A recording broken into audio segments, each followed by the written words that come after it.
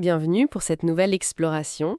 Aujourd'hui, on va regarder de près les documents qu'on a reçus pour analyser le lancement d'un projet, un nouveau projet médiatique, Minute Blabla. L'idée, c'est de comprendre le concept, comment ça marche, qui ça vise et qu'est-ce qui le rend différent potentiellement. Prêt à décortiquer ça? Tout à fait. Alors, on a sous les yeux une présentation du projet et puis aussi le script d'un premier épisode. Notre but, c'est d'analyser un peu la structure, le contenu, la stratégie qui est proposée, pour vraiment saisir l'intention derrière ce format, les thèmes qu'il aborde et comment il compte interagir avec son public. C'est un peu une autopsie de concept avant même son lancement, quoi. D'accord. Alors, commençons par la présentation générale. Minute Blabla, ça se décrit comment? Comme un podcast centré sur le quotidien, nos vies, nos petits questionnements. Le ton qu'ils recherchent, c'est simple, vivant, sincère. Ils disent même sans filtre. C'est une promesse qui sonne bien, mais bon, on l'entend souvent dans le podcast, ça. Qu'est-ce qui, d'après ces premières infos, pourrait le distinguer un peu? C'est vrai que la promesse d'authenticité, c'est devenu un peu un argument classique. Ici, la différence, elle semble surtout venir du format et de l'approche participative. Le document parle de blabla court et percutant. Ça suggère un rythme assez rapide, peut-être bien adapté aux habitudes d'écoute actuelles. Et puis, surtout, il y a cette métaphore, le carnet audio collectif. L'idée d'une conversation à plusieurs voix. Le but, c'est pas juste d'écouter, mais de participer à la création du truc. Un carnet audio collectif. Oui, l'image est parlante. Ça suggère une rupture avec le modèle plus habituel de l'expert ou du narrateur unique. Comment est-ce que cette dimension participative, elle est pensée concrètement dans la structure du projet? Alors, c'est là que le concept devient plus détaillé. D'abord, il y aurait des épisodes thématiques réguliers, hebdomadaires ou mensuels, sur des sujets de société, des questions d'ados, des réflexions un peu générales. Ça, c'est la base, le contenu produit. Mais à côté, il y a deux éléments clés pour intégrer l'auditoire. Ah oui? Lesquels? Premièrement, la minute blabla des auditeurs. Ce serait un segment, ou peut-être même des épisodes complets, où des témoignages, des anecdotes, des réflexions envoyées par le public seraient lues ou diffusées. Et deuxièmement, une boîte à idées permanente, pour que les auditeurs puissent suggérer des thèmes, des questions. Le document le dit très clairement, vos contributions sont essentielles, vous êtes au cœur du projet. Mettre l'auditeur au cœur du projet, c'est une belle intention, mais est-ce que c'est réaliste ou juste un peu un vœu pieux? On sait bien que générer une participation de qualité et surtout constante, ça peut être un vrai défi. C'est tout l'enjeu, effectivement. Le risque est double en fait. Soit il y a un manque de contribution, et là le concept collectif, il perd sa substance. Soit il y a une avalanche de contributions, mais de qualité très variable. Et là, ça demande un travail de tri énorme et potentiellement délicat. Comment choisir sans trahir la promesse d'ouverture? Comment garder une cohérence éditoriale avec tout ça? Ce sont des questions opérationnelles clés, ça, et elles ne sont pas détaillées ici. Effectivement, et il y a aussi un troisième élément dans cette structure, si j'ai bien suivi, quelque chose de plus personnel. Oui, tout à fait. Le document parle d'un carnet de bord de la créatrice. Elle y partagerait ses propres pensées, ses recherches, ses blabla personnels, quoi. C'est intéressant, ça crée une structure un peu hybride, contenu thématique prévu, contenu généré par le public et contenu personnel, plus intime. Cette espèce de trinité, ça peut être une force, ça offre différents points d'accroche, mais ça complexifie aussi l'identité du projet, forcément. Hmm, Je me demande comment ces trois aspects vont s'articuler justement. Est-ce que le carnet de bord risque pas de prendre trop de place, de devenir la voix principale et de reléguer le collectif au second plan?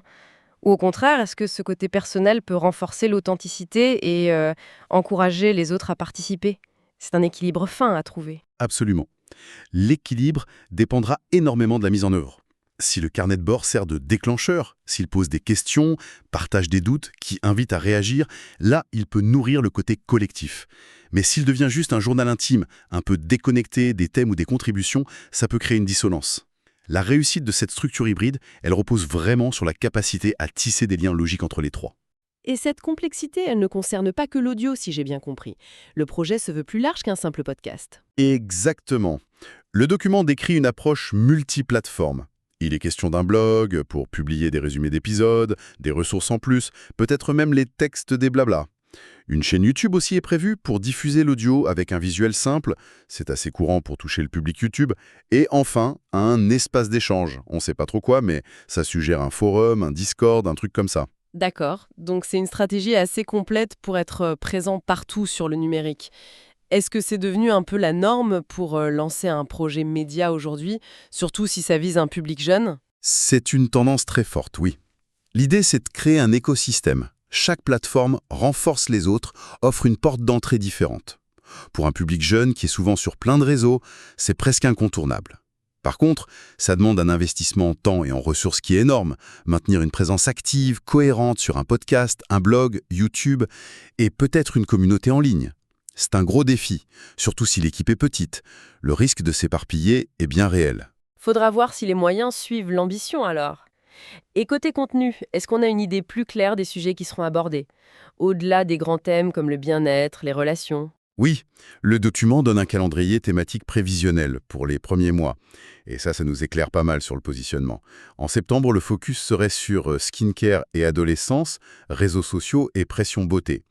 Octobre, image de soi à l'ère des réseaux sociaux. Novembre, amitié et adolescence.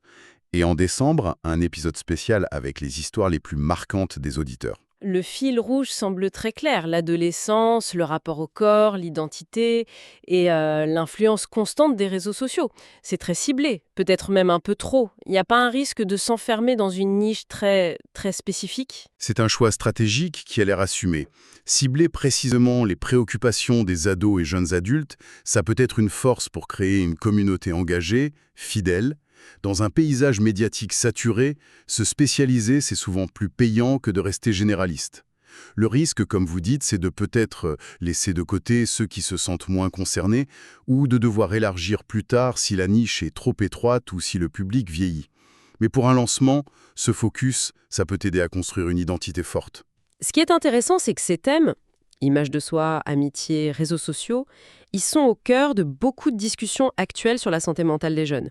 L'approche blabla court et percutant, est-ce qu'elle peut vraiment traiter ces sujets avec la nuance qu'il faut? C'est la grande question, oui. Le format court, il est adapté au mode de consommation, c'est sûr, mais il peut aussi mener à simplifier à l'extrême des problèmes complexes. Tout dépendra de comment ces blablas sont faits. S'ils servent d'amorce, de point de départ pour une réflexion plus poussée, en renvoyant vers des ressources, en stimulant la discussion dans l'espace d'échange, là, le format court peut être une bonne porte d'entrée. Mais s'il reste superficiel, il risque juste d'effleurer les sujets sans apporter grand-chose, voire de renforcer des clichés. Et pour voir comment ça pourrait se passer concrètement, on a justement le script du premier épisode. Il porte sur le thème de Septembre Ad, le skincare chez les ados. L'accroche est très directe, presque un peu désinvolte. Hey, ne bouge pas, reste avec moi, tu t'ennuies, parfait, moi aussi, on va parler ensemble, let's go for a minute blabla. Ça donne le ton tout de suite. Oui, on retrouve cette volonté de proximité, d'informalité.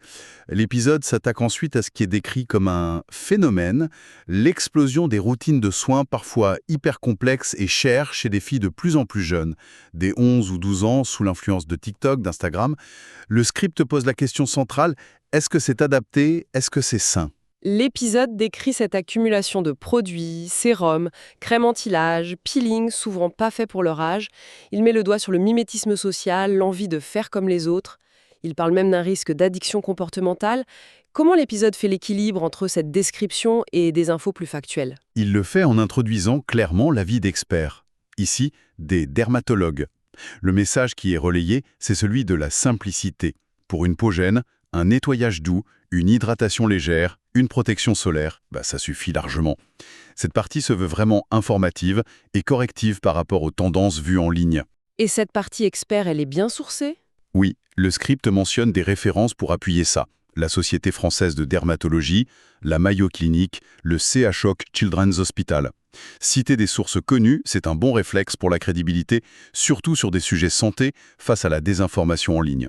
Le contraste est donc bien marqué entre les pratiques virales et les conseils des pros. C'est essentiel pour un sujet lié à la santé, oui, mais le script ne s'arrête pas à l'info médicale. Il propose aussi une réflexion personnelle. C'est quoi exactement? C'était un moment où le ton redevient plus introspectif, plus personnel. Le script pose une série de questions ouvertes qui sont clairement là pour faire écho chez l'ado qui écoute. Pourquoi on fait ça? Est-ce qu'on prend vraiment soin de sa peau par besoin ou juste pour imiter ce qu'on voit sur les réseaux? Est-ce que sans TikTok ou Insta, on aurait la même obsession pour les produits? Le but, c'est clairement de dépasser le sujet du skincare pour aller vers les motivations profondes. Ces questions sont intéressantes, c'est vrai. Elles déplacent le problème du produit vers la pression sociale, l'influence des algos, la construction de l'image de soi. Mais est-ce que juste poser ces questions dans un format court, ça suffit pour lancer une vraie réflexion? Ou est-ce que ça risque de rester un peu en surface, juste un écho des angoisses du moment, sans piste de solution? C'est là toute l'ambiguïté et aussi le potentiel de l'approche. D'un côté, formuler ces questions, ça peut aider des jeunes à mettre des mots sur un malaise, à voir qu'ils sont pas seuls. C'est une forme de validation en quelque sorte.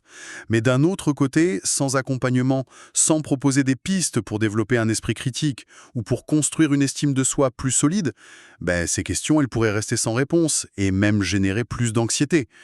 La qualité de la réflexion, elle dépendra beaucoup de comment c'est amené et de ce qu'il y a autour, ressources, discussions, etc. On voit bien comment cet exemple illustre la structure hybride dont on parlait. Description d'un phénomène, contenu thématique, avis d'experts, information et questionnement personnel, réflexion carnet de bord implicite. Mais la participation de l'auditoire, elle arrive où dans cet épisode précis? Elle intervient à la fin, en conclusion. Après la réflexion personnelle, l'animatrice parle directement à l'auditeur. Et toi, c'est quoi ta relation avec le skincare? Tu as déjà ressenti cette pression des réseaux? C'est un appel très clair, très direct, à partager sa propre expérience. Avec la promesse que ce partage pourrait être utilisé plus tard. D'accord. L'épisode se termine sur une invitation à continuer la conversation. Ça boucle la boucle avec l'idée du carnet audio collectif. Exactement. L'épisode lui-même devient une sorte de lancement pour cette conversation qu'ils espèrent. La fin rappelle d'ailleurs comment participer à l'aventure Minute Blabla, envoyer des témoignages, proposer des sujets via la boîte à idées, consulter les blablas du mois, probablement sur le site web mentionné, minuteblabla.com, qui a l'air d'être le point central de tout cet écosystème. Bon, si on essaye de prendre un peu de hauteur après cette analyse du concept et du premier épisode, qu'est-ce qui ressort comme étant vraiment le cœur de la proposition de Minute Blabla? Le cœur, ça semble être cette tentative de créer un espace de dialogue qui se veut authentique, intime, sans filtre, carnet collectif, pour aborder des sujets qui pèsent sur le quotidien des ados et des jeunes adultes. Surtout ceux liés à l'identité, à la pression sociale, à l'ère du numérique. Et tout ça, emballé dans un format court, multiplateforme et qui dépend beaucoup de l'interaction avec le public. Une sorte de grand frère ou de grande sœur numérique, en quelque sorte, qui lance des conversations sur des sujets parfois un peu difficiles, en mélangeant son vécu, des infos factuelles et des appels à témoignages. On pourrait le voir comme ça, oui. L'accent mis sur la communauté, sur la co-construction, c'est stratégique. Ça vise à créer un sentiment d'appartenance, d'engagement, qui va plus loin que juste consommer du contenu. Et l'utilisation d'un sujet très tendance, comme le skincare dans le premier épisode, c'est assez habile. C'est un point d'entrée familier, concret, pour ensuite aborder des questions de fond beaucoup plus larges sur l'image de soi, l'influence. Donc une approche qui essaye de surfer sur les codes actuels. Format court, interactivité, authenticité affichée pour traiter de sujets de fond. Le potentiel est là, c'est sûr. Mais les défis aussi. Maintenir l'engagement, gérer la participation, éviter la superficialité, trouver le bon équilibre entre les différentes voix. Précisément. Le succès va dépendre énormément de la capacité à transformer cette promesse de carnet audio collectif en quelque chose de vivant, de constructif. C'est un pari sur la volonté et la capacité d'un public jeune à s'engager dans une conversation nuancée, au-delà du simple like ou du commentaire rapide, quoi. Ce qui nous amène peut-être à une dernière réflexion, une question à laisser en suspens. On voit bien l'intention de Minute Blabla de créer une conversation authentique. Oui, et ça soulève une question plus large qui dépasse ce projet en particulier. Dans un environnement média qui est saturé de formats courts, d'injonctions à l'authenticité qui sont souvent mises en scène, et où les algorithmes façonnent beaucoup ce que les jeunes voient et consomment, quelle est la marge de manœuvre réelle pour un projet comme celui-ci? Est-ce qu'il peut vraiment mettre en place un dialogue constructif, critique, sur des sujets comme la pression sociale ou l'image de soi? Ou est-ce qu'il risque, malgré de bonnes intentions, de n'être qu'un reflet de plus des tendances et des angoisses qu'il essaye justement de décortiquer? Comment distinguer pour les créateurs comme pour le public une démarche qui répond à un vrai besoin de discussion d'une autre qui ne ferait que surfer sur des sujets porteurs? La frontière est sans doute plus floue qu'on le pense. C'est une question à garder en tête, je crois, en observant comment évoluent ces projets.